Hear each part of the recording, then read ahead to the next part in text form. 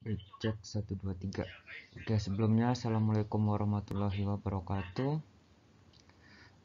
Di sini saya Eriono Budi Wijaya akan menerangkan terkait dengan teori culture care, diversity and universality yang disampaikan atau ditelurkan oleh Linenger. Nah, kita akan lihat biodata beliau, kita akan lihat bagaimana teori ini diterapkan di keperawatan. Baik, next. Baik. Dalam materi ini kita akan membahas tentang sejarah dan konsep dari Linenger, kemudian ada falsafah dan paradigma dari Linenger atau teori Linenger ini, kemudian aplikasi teori Linenger. Next. Nah, ini adalah bibliografi dari Linenger. Dia mendapatkan basic nursing itu di Santo Antonia School of Nursing pada tahun 1948. Kemudian lanjut pada tahun 1950 pernah menjabat sebagai Direktur Pelayanan Keperawatan di unit psikiatrik ya di Rumah Sakit Santo Joseph juga di Ohama seperti itu. Kemudian ada Master of Science di Psychiatric Mental Health Nursing ya dari Catholic University of America pada tahun 1954. Kemudian bekerja di University of di Ohio seperti itu, kemudian mendapatkan gelar S3 salah satunya di Cultural and Social Anthropology dari University of Washington pada tahun 65. Dan mulai dari studi inilah akan muncul telur awal mula dari teori dan juga model keperawatan yang diterapkan oleh Linenger ini dari penelitian yang berjudul Studi Etnografi dan Ethnonursing untuk masyarakat Katsub pada dataran tinggi timur di Guinea. Nah, akhirnya dari penelitian tersebut beliau menelurkan suatu perlu asuhan budaya untuk merawat pasien-pasien yang berbeda budaya-budayanya seperti itu, dan ditelurkanlah suatu teori asuhan budaya dengan sebutan Culture Care Theory of Diversity and Universality atau CCDU dengan metode ethno-nursing. Nah, ini adalah foto dari beliau ya, Madeleine apa ya nama sebetulnya, Madeleine M. Linenger. Lahir di Nebraska 13 Juli 1925 dan meninggal pada tanggal 10 Agustus 2012. Nah, ini terkait dengan bibliografi. Baik, next. Baik, ini adalah teori culture care, diversity and universality. Dimulai dari dia itu latar belakangnya dari ilmu antropologi, jadi hubungan antara manusia dengan yang lainnya. Kemudian dikombin dengan ilmu keperawatan dan juga melihat manusia dengan budaya yang berbeda itu akan membutuhkan jenis perawatan yang berbeda pula. Hal inilah yang dilihat oleh Linenger. Bagaimana sih seorang anak dengan beda budaya dirawat oleh perawat yang berbeda budaya juga di sana, sehingga perlu adanya peningkatan atau menyediakan perawatan sesuai dengan budaya perawatan yang menguntungkan dan bermanfaat baik itu untuk klien, keluarga ataupun kelompok masyarakat yang ada di sana. Sehingga lahirlah teori culture care, diversity and universality oleh Linenger. Baik, next. Nah, ini adalah bagan di mana dia itu sunrise model atau Linenger sunrise yang dia itu akan menjelaskan tentang teori of culture care, diversity and universality. Jadi culture care ini dia akan melihat world view itu dilihat dari dunia seperti itu ya. Jadi nanti akan ada penjelasan dari masing-masing ini. Bagaimana sih culture care itu dilihat oleh dunia, kemudian bagaimana dimensi dari budaya dan juga sosial itu akan berpengaruh. Menurut Linenger ini ada 8, 1, 2, 3, 4, 5, 6, 7, 8. Ada 8 hal yang dia itu akan mempengaruhi. Nah, seperti apa? Dia ada pengetahuan, ada kepercayaan, kemudian ada seni, ada moral, ada hukum, ada kebiasaan, serta kemampuan lainnya yang didapat oleh manusia sebagai anggota masyarakat yang dapat mempengaruhi keputusan dan tindakan mereka. Nah, inilah 8 faktor yang akan mempengaruhi proses atau mempengaruhi bagaimana sih untuk mengekspresikan pola, mengekspresikan universal, stabilitas, serta dinamis dan budaya diisi oleh kehidupan manusianya sendiri tanpa disadari. Jadi, di sini 8 aspek ini akan mempengaruhi ekspresi bagaimana merawat, mempraktekkan, ataupun bagaimana sih menanggapi tentang kematian, sakit, serta perawatan yang holistik atau menyeluruh. Nah, dari hal inilah Linenger atau culture care teori ini muncul di sini sehingga perawat akan melihat bahwa culture care itu akan berpengaruh pada proses perawatan manusia. Oke? Baik, kita akan lihat selanjutnya. Next. Baik, ini adalah komponen teori Linenger yang ada di Sunrise model tadi ya. Jadi ada human care and caring. Apa yang dimaksud dengan human care and caring? Dia akan mengacu pada abstrak dan manifestasi fenomena yang berupa ekspresi, kemudian memberikan bantuan atau dukungan, kemudian memberikan kesempatan dan memfasilitasi untuk membantu diri sendiri atau orang lain yang memiliki kebutuhan aktual atau antisipasi untuk meningkatkan kesehatan, kondisi manusianya, cara hidup, atau menghadapi kecacatan serta kematian. Nah, human care and caring inilah yang menjadi salah satu alasan atau salah satu pijakan untuk Linenger itu menelurkan suatu teori culture care ini. Ini bisa dilihat pada Sunrise model itu di bagian bawah sendiri ya.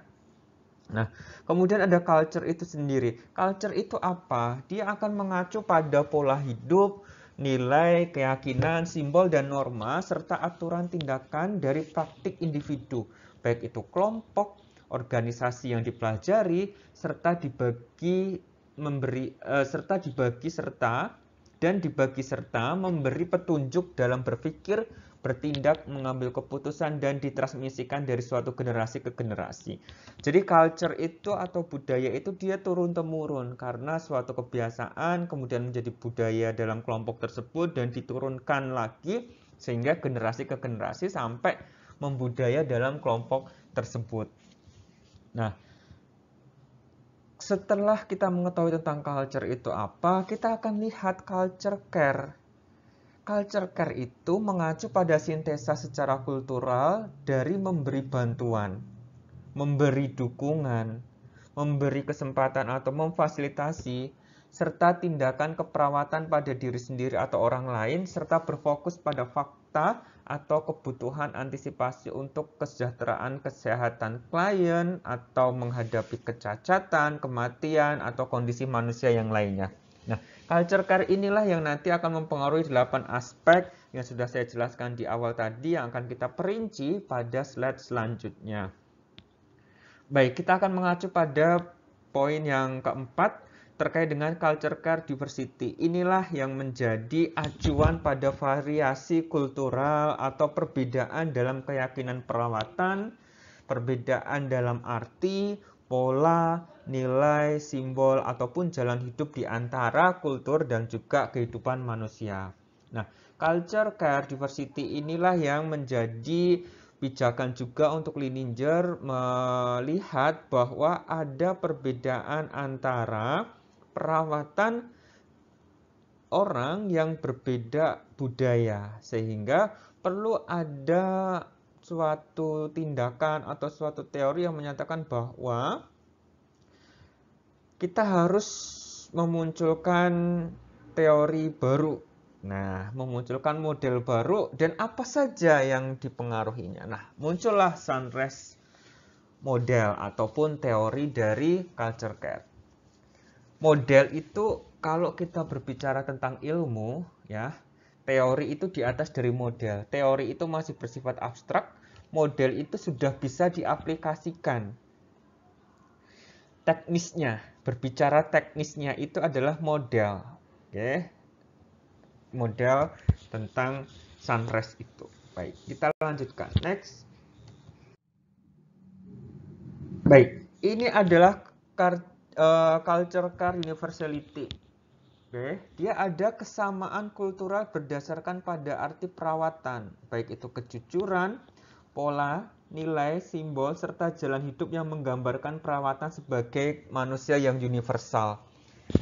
Culture car universality itu dia akan bersifat menyeluruh, keseluruhan, dan lain sebagainya. Jadi manusia itu akan memiliki kesamaan budaya sehingga dia perlu dirawat, dia perlu ada pola atau nilai serta simbol, sehingga perlu perawatan yang dia itu bersifat universality. Satu dengan yang lain itu sama, dan dia bersifat universal. Nah, itu adalah culture car universality. Oke. Jadi walaupun berbeda, tetap satu. Oke. Nah, kita akan melihat worldview. Apa ini worldview? Worldview itu adalah mengacu pada cara pandang individu atau kelompok dan mengartikan dunia mereka tentang nilai, gambar, sikap, dan perspektif tentang hidup dan dunia. Jadi worldview itu bagaimana sih dunia memandang hidup ini?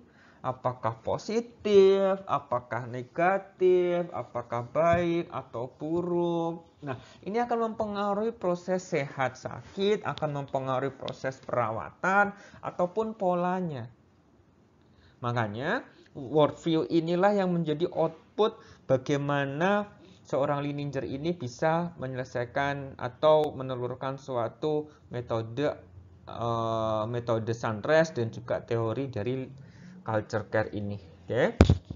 Nah, selanjutnya poin-poin yang ada di culture care 8 poin ya, ada cultural and social structure dimension. Jadi ini mengacu pada dimensi yang dinamis, holistik, dan pola yang sering berhubungan dari struktur, kultur atau subkultur, termasuk agama ya, yang bersifat spiritual, persaudaraan atau sosial, kemudian karakteristik politik serta legal, kemudian ekonomi, edukasi, teknologi, nilai kultural atau budaya, filosofi, sejarah, dan bahasa. Nah, cultural and social structure dimension ini adalah bagaimana sih budaya itu dan bagaimana sih struktur sosial yang ada di masyarakat itu bisa mempengaruhi pola perawatan pasien ini. Oke. Nah, selanjutnya adalah environmental context. Jadi ini mengacu pada totalitas dari lingkungan, baik itu fisik, geografis, dan sosiokultural. Tentunya geografis itu letak ya, posisi dan lain sebagainya, di gunung kah, di dataran tinggi, dataran rendah, pantai, dan lain sebagainya. Kemudian ada situasi atau kejadian yang berhubungan dengan pengalaman yang memberikan interpretasi. Jadi environmental context itu tidak hanya lingkungan fisik, tapi juga dari pengalaman yang lalu, yang baik itu bersifat trauma dan lain sebagainya ya. Kemudian memberi petunjuk terhadap ekspresi manusia dan pengambilan keputusan dengan referensi lingkungan atau situasi tertentu. Jadi, environmental context ini mengacu pada lingkungan fisik, kemudian lingkungan mental juga. Jadi, termasuk pengalaman-pengalaman masa lalu, baik itu yang baik atau yang buruk, atau mungkin ada hal-hal yang tidak berkenan untuk di review kah, atau untuk di recall dan lain sebagainya. Nah, environmental context inilah yang mempengaruhi proses budayanya ya. Budaya di dataran tinggi, budaya di dataran rendah, budaya di pantai dan lain sebagainya itu pasti berbeda orang-orang yang hidup di sana. Sehingga environmental context ini juga akan mempengaruhi teori Lininger ini. Jadi tidak lepas dari lingkungan atau konteks lingkungan. Baik, next. Nah, kita akan mempelajari 4 hal nih, etnohistory, ethemic, etik, atau health. Jadi komponen-komponen dalam konsep teori Lininger ini tidak akan lepas dari etnohistory. Bagaimana sih zaman dulu, bagaimana sih fakta-fakta zaman dulu untuk menguak suatu kejadian. Kita akan lihat di sini. Etnohistory itu definisinya apa? Yaitu adalah mengacu pada urutan fakta fakta, kemudian kejadian, atau perkembangan waktu yang diketahui, dibuktikan, serta didokumentasikan tentang proses terjadinya suatu budaya manusia. Jadi, melihat etnohistorinya, sejarah sejarah zaman dulunya bagaimana. Oke. Orang ini untuk berhubungan dengan orang lain itu bagaimana berkomunikasinya, mungkin cara perawatannya, dan lain sebagainya. Ya, itu etnohistory. Selanjutnya adalah emik. Emik itu akan mengacu pada pandangan dan nilai fenomena yang bersifat lokal, kaum adat dari dalam. Nah, emik itu mengacu pada pandangan dan nilai fenomena yang bersifat lokal. Jadi ada adat-adat tertentu, dan itu hanya bersifat lokal saja. Seperti apa contohnya? Contohnya misalnya bersifat lokal. Suku-suku tertentu kita kalau salaman ya kita jabat tangan, cium tangan seperti itu. Tapi itu tidak bersifat untuk universal. Nah, ketika yang dia itu bersifat universal, itu namanya etik. Oke? Mengacu pada pandangan dan nilai fenomena yang dia bersifat universal atau dari luar. Misalnya, sebelum corona terjadi, jabat tangan pasti berbeda-beda. Ada yang bersentuhan, ada yang salam seperti ini, ada yang hanya merunduk, dan lain sebagainya. Oke, itu masih bersifat emik. Nah, setelah pandemi terjadi, seluruh dunia menyarankan untuk salaman itu tidak berjabat tangan, menjaga jarak dan lain sebagainya, dan lebih sering untuk tidak kontak. Ya, baik itu pada laki-laki dengan laki-laki, perempuan dengan perempuan, atau laki-laki dengan perempuan. Seperti itu. Jadi tidak kontak fisik, kita bersalaman seperti ini dan menjaga jarak. Nah, itu yang dinamakan dengan etik. Ya, karena dia bersifat universal setelah pandemi terjadi. Itu salah satu contoh yang mungkin bisa menjadi gambaran kita semuanya. Nah, selanjutnya adalah health. Apa sih itu health? Health itu mengacu pada kondisi kesejahteraan atau kondisi kesembuhan yang dipahami secara kultural. Baik itu dinilai, dipraktikkan oleh individu atau kelompok, serta memberikan kesempatan mereka untuk berfungsi dalam kehidupan sehari-hari. Nah, health kan tentang kesehatan, pasti kita akan mengetahui itu. Jadi sehat itu tidak hanya sehat fisik, tapi juga pasti sehat mental dan juga dia sejahtera. Oke, itulah yang dimaksud dengan health. Baik. Sampai di sini ada pertanyaan? Baik, ketika ada pertanyaan bisa ditanyakan lewat kolom komentar. Oke, baik. Next. Nah, ini yang pernah kita bahas sebelum pertemuan ini. Bagaimana sih jika tidak terpenuhi untuk perawatan budaya ini? Pasti akan muncul culture shock. Ditandai dengan perawat tidak mampu beradaptasi dengan perbedaan nilai budaya dan kepercayaan klien. Jadi culture shock. Atau bisa jadi ada ketidakpuasan pada pasien dengan pelayanan keperawatan yang diterimanya. Ini juga salah satu dari karakteristik dari cultural shock atau culture shock di sana. Sehingga kita harus memahami bahwa budaya itu penting. Bagaimana sih merawat satu dengan yang lain, bagaimana sih merawat dengan budaya orang yang berbeda. Nah, itu harus bisa dilakukan dan itu menjadi suatu hal yang penting sehingga cultural shock ini tidak terjadi. Seperti itu. Oke, cukup jelas ya karena ini sudah dibahas oleh kelompok juga dan dipresentasikan juga bersama. Baik, next.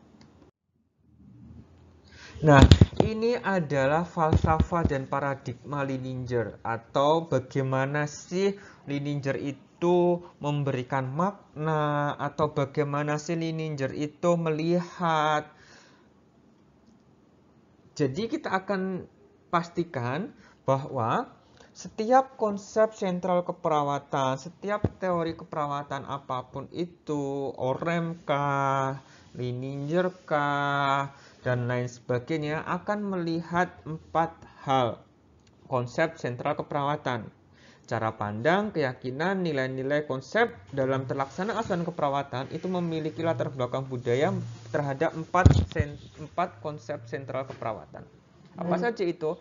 Mulai dari manusia, lingkungan, keperawatan, serta kesehatan. Ini tidak akan lepas dari paradigma manapun, tapi setiap komponen atau setiap konsep sentral keperawatan ini pasti berbeda-beda setiap teori.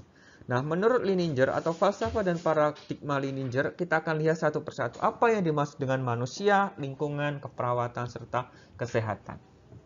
Baik, next.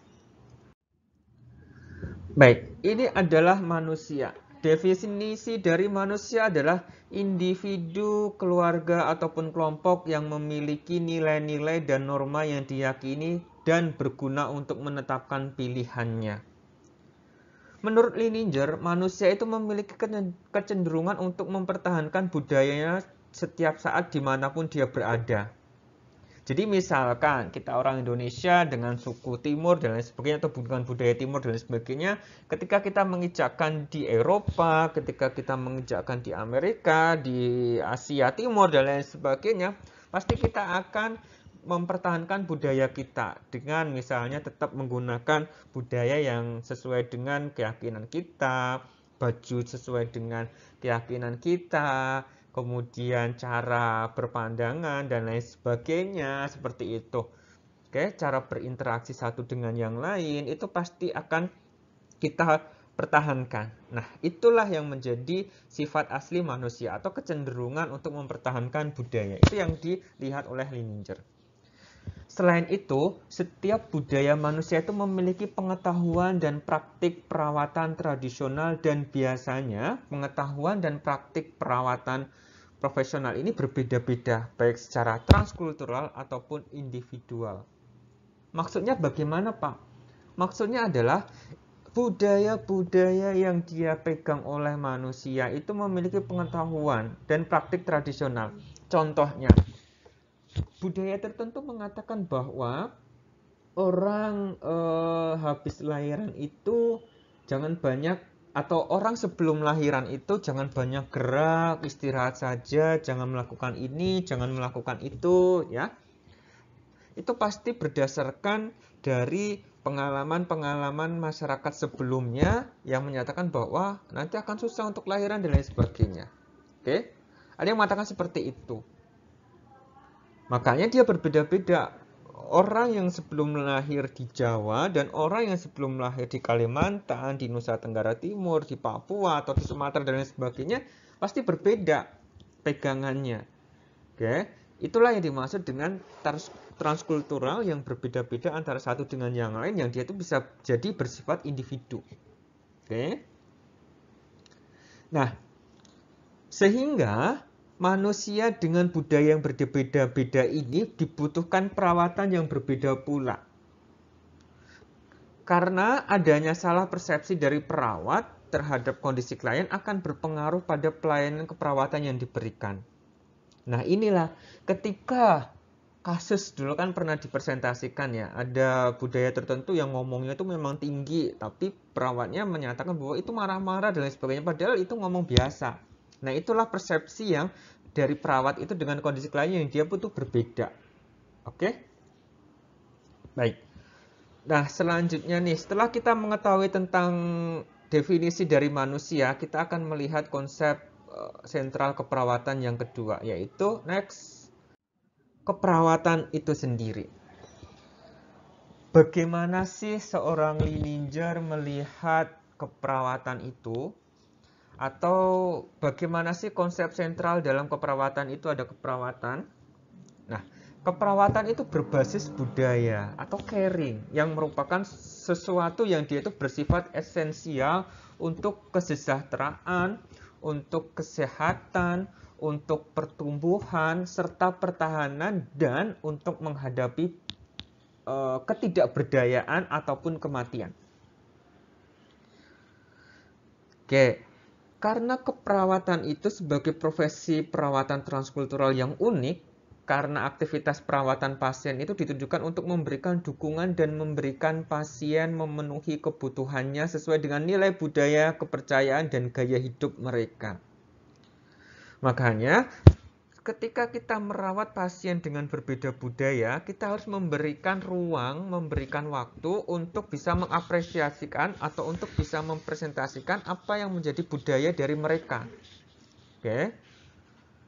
Kalau kita lihat nih, keperawatan sebagai profesi perawatan transkultural yang unik. Jadi kita akan memberikan intervensi sesuai dengan kebutuhan, sesuai dengan nilai, sesuai dengan kepercayaan dan gaya hidup mereka masing-masing.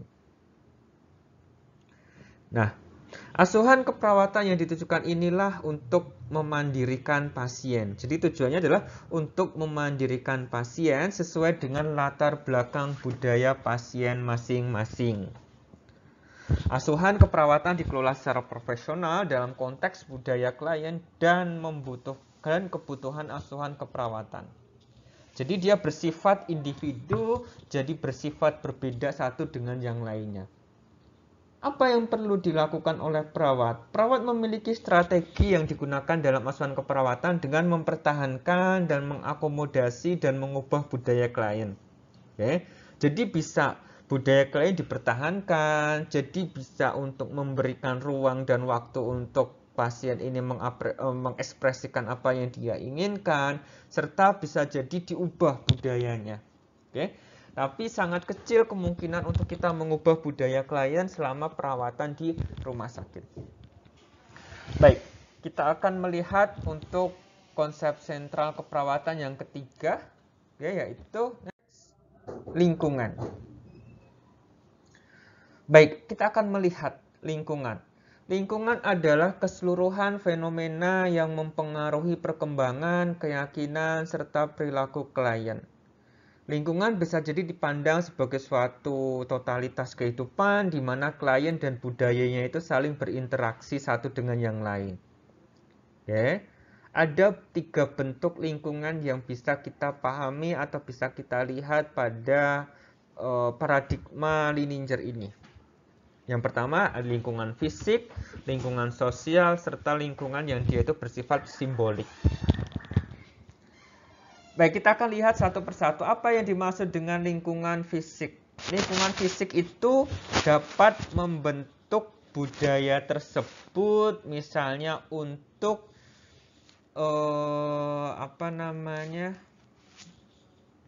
misalnya untuk membentuk rumah, atau pasti bentuk rumah itu berbeda-beda lingkungan fisik ya. Bisa jadi lingkungan fisik di dataran tinggi, lingkungan fisik di dataran rendah, di garis khatulistiwa, di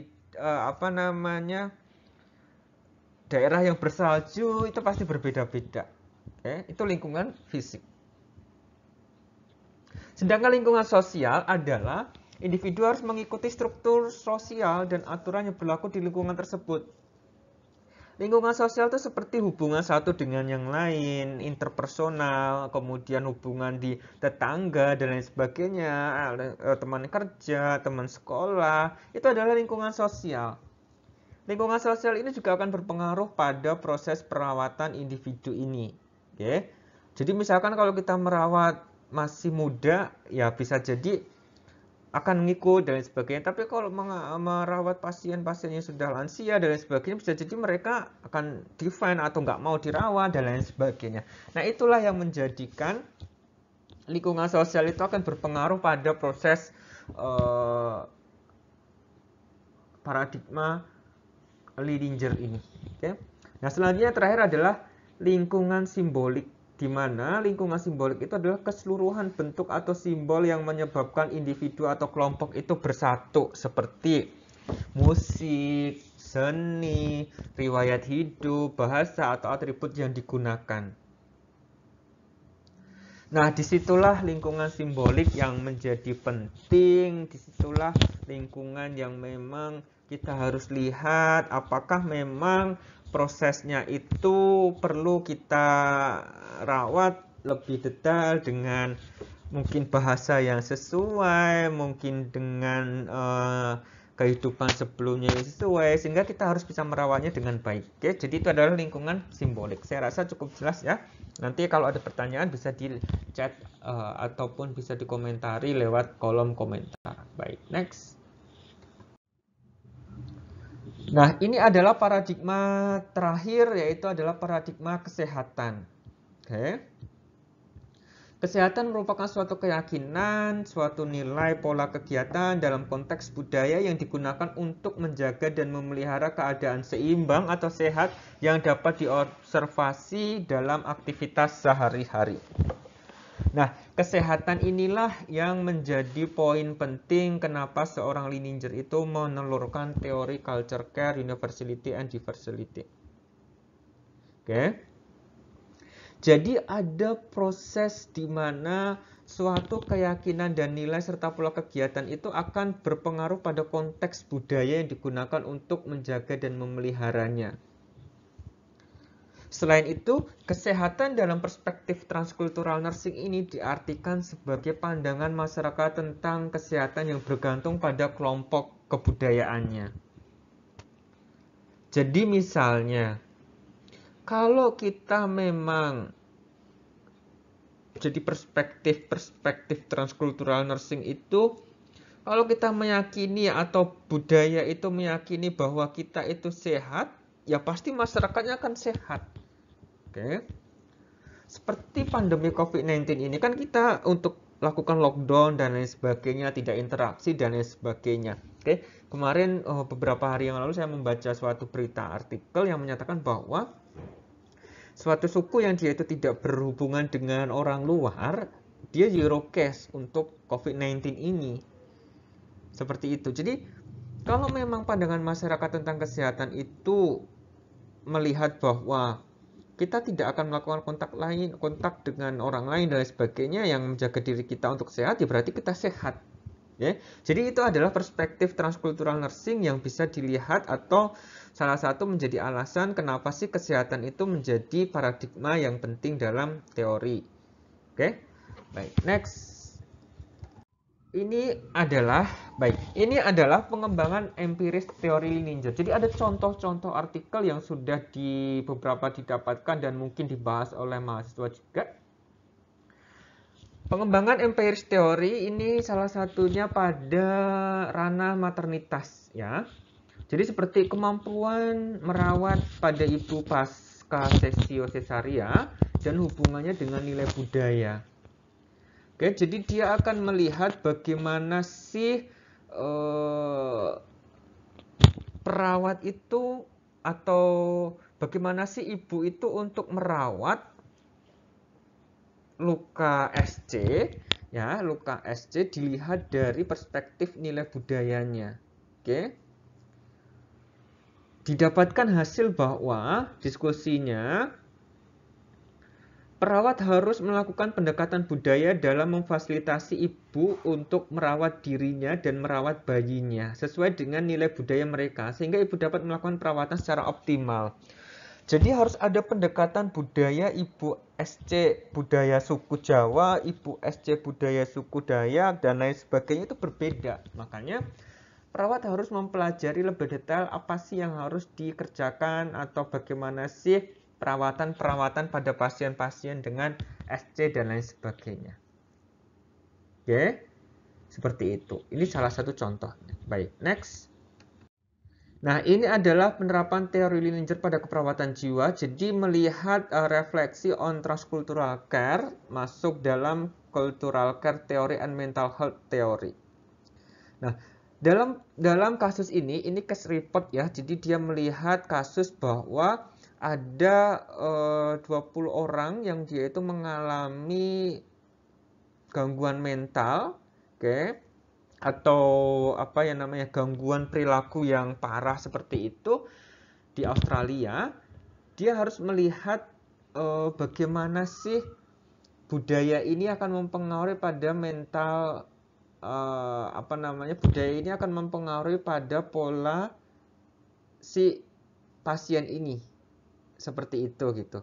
Jadi dengan menggunakan culture care teorinya milik Lininger ini, dia dalam melakukan perawatan itu harus melihat satu dan yang lainnya. Dia termasuk maintenance budaya, termasuk preservasi dari budaya ini, sehingga perawat bisa mengakomodasi apa yang diinginkan atau apa yang diinginkan oleh si pasien ini. Seperti itu gitu. Sesuai dengan budayanya masing-masing. Oke. Kalau di sini dilihat ada imigran Cina ya. Jadi nursing care of Chinese migrant from a culture care perspective are suggested. Jadi dia disarankan untuk menggunakan atau mempelajari lagi tentang budaya-budaya yang ada di khususnya untuk migran Cina seperti itu. Oke, baik. Next. Nah, ini adalah contoh yang terakhir penerapan teori Lininger pada keperawatan anak. Jadi dengan judul The Exploration of Culturally Sensitive Nursing Care in Pediatric Setting. Jadi kualitatif tadi. Jadi dia akan melakukan penelitian tentang kualitatif ya, jadi menanyakan kepada 25 perawat dan juga 9 orang tua ya yang sudah dipilih dan lain sebagainya, yang menyatakan bahwa pemahaman atau konsep tentang budaya itulah sangatlah sensitif, oke? Sehingga dia akan membantu untuk memecahkan permasalahan ketika terjadi permasalahan di area pediatrik atau di anak. Jadi memfasilitasi budaya, kemudian menginterpretasikan komunikasi dengan pasien ataupun dengan keluarga itu akan berdampak positif di sana. Oke.